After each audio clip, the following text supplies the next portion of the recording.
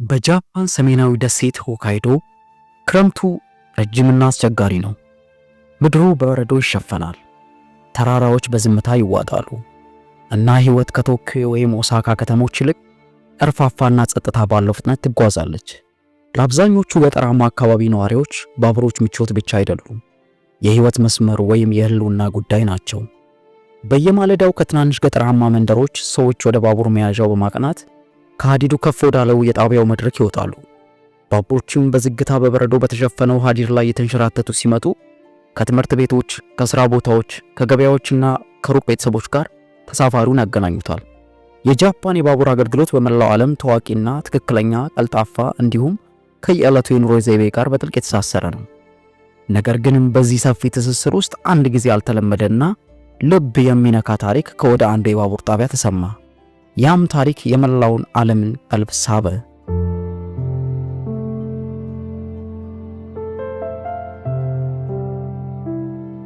ያ ጣቢያ ስሙ ካሚሽራታኪ ይባል ነበር። እንደ ፈረንጆቹ አቆጣጠር በ2010ዎቹ አጋማሽ ካሚሽራታኪ ጣቢያ ሙሉ በሙሉ ተረሳ። በሰው የምትሞላው ያቺ የጣቢያው ትንሽ መድረክ በባዶነትና በዝምታ ተዋጠች። እናም የተጓዦች ቁጥር ወደ ዜሮ ወርዶ ነበር።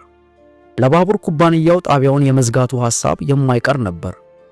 ከዚህ ጠንከር ያለ ውሳኔ በኋላ ማንም ሰው የማይጠቀምበትን ጣቢያ ክፍት አድርጎ ለማስቀጠል ለምን አስፈለገ? ግን አንድ ለየት ያለ ሁኔታ ነበር። አንዲት ተጓዥ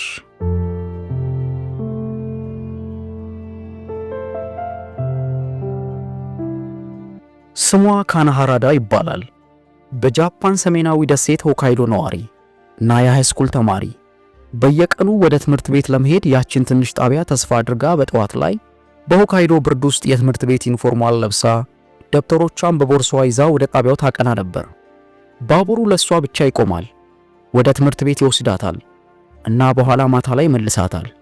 ለሷ ካሚሽራታኪ ጣቢያ ባዶና ጥቅም አልባ አልነበረም። ይልቁንስ ወደ ትምህርት፣ ወደ ዕድል፣ በአጠቃላይ የወደፊት ህልሟን እውን ለማድረግ የህይወት መንገዷ ነበር። የባቡር ኩባንያው ይህንን ሲያውቅ ምርጫ ገጠመው። ትርፍና ኪሳራቸውን አስልተው ጣቢያውን ዘግተው የልጅቷን ተስፋ ያጨልማሉ ወይስ ጣቢያውን ክፍት አድርገው ርህራሄን አስበልጠው አይናቸው እያየ ለትርፍ የተቋቋመውን ኩባንያ ወደ ኪሳራ ይሰዱታል? ትግል የተሞላበትና የሚያስጨንቅ ውሳኔ።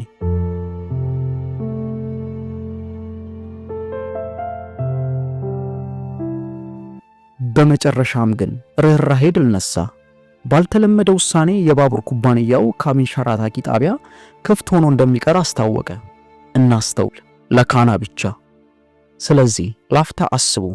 አንድ ሙሉ ጣቢያ በቀን 2 ጊዜ ባቡር የሚያቆም፣ አንድ ጠዋት፣ አንድ ማታ ለአንድ ሰው ብቻ ክፍት ሆነ። ለገንዘብ አይደለም፣ ለትርፍም አይደለም፣ ለበጎነትና ለርህራሄ። ከቀን ወደ ቀን ባቡሮች በበረዶ በተሸፈኑ እርሻዎች ውስጥ ሲያልፉ መሐንዲሶችና መሪዎች ይህንን ጸጥ ያለ ቃል ኪዳን አከበሩ። ዓለም በተለመደው የችኮላ ፍጥነት ቀጠለ። ነገር ግን በዚህ ራቅ ባለ የጃፓን ክፍል ጊዜ የቀዘቀዘ ይመስላል። ጣቢያው በእምነት ቆመ፣ ለዓመታት እሷን ብቻ ሲጠብቅ። ይህ ልማድ ቀጠለ። የጣቢያው መድረክ ምልክት ሆነ። በትርፍና በጊዜ ሰሌዳዎች በሚመራ ዓለም ውስጥ አንድ ሰው ምን ያህል አስፈላጊ ነው ለማለት አሁንም ቦታ እንዳለ የሚያሳይ አርማ ሆነ።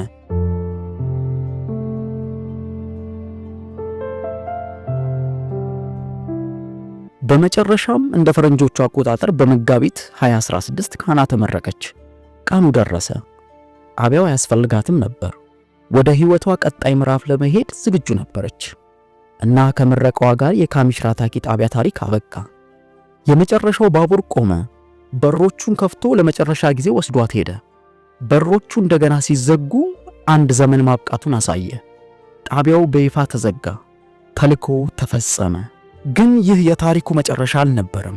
ምክንያቱም በዚያን ጊዜ የጣቢያው ዜና ከሆካይዶ በጣም ርቆ ተሰራጭቶ ነበር።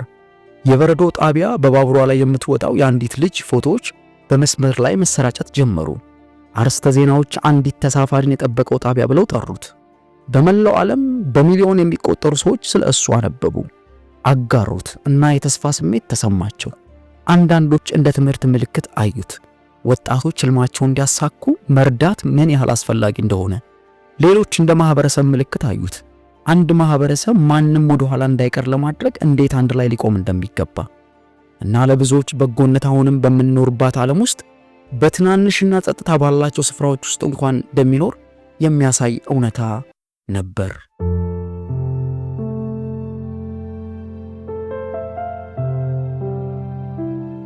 ዛሬ ባለው ዓለም ይህ ምን ያህል ያልተለመደ እንደሆነ አስቡ። አንድ ኩባንያ ውሳኔ ለትርፍ ለውቅና ሳይሆን ለርህራሄ ሲል ያደርጋል። ራሳችንን እንጠይቅ።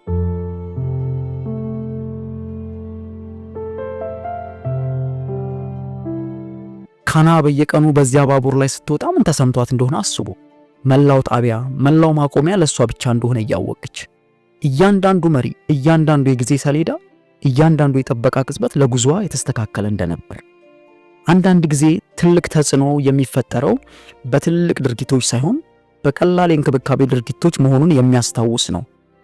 ጣቢያን ክፍት አድርጎ ማቆየት ትንሽ ሊመስል ይችላል፣ ነገር ግን ለአንዲት ልጅ ዓለምን ያህል ትርጉም ነበረው። እናም ካሚሽራታኪ ጣቢያ ባይኖርም ታሪኩ ይኖራል። በጃፓን በትምህርት ክፍሎችና በተነኩት በሚሊዮን የሚቆጠሩ ሰዎች ልብ ውስጥ የርህራሄ አፈ ታሪክ ሆነ። ትምህርቱ ዘላለማዊ ነው። አንድን ሰውን ብቻ የመንከባከብን ኃይል አቅላችሁ አትመልከቱ። ምክንያቱም አንዳንድ ጊዜ የአንድ ሰው መላውን ዓለም ሊያነሳሳ ይችላል። በበረዶ ውስጥ ከተቀበረች ትንሽ ጣቢያ እስከ በሚሊዮን የሚቆጠሩ ሰዎች ልብ ካሚሽራታኪ ለዘላለም ለአንዲት ልጅ ለህልሞቿና ለወደፊት የህይወት መንገዶቿ ቃል ኪዳኑን የጠበቀው ጣቢያ ሆኖ ሲታወስ ይኖራል።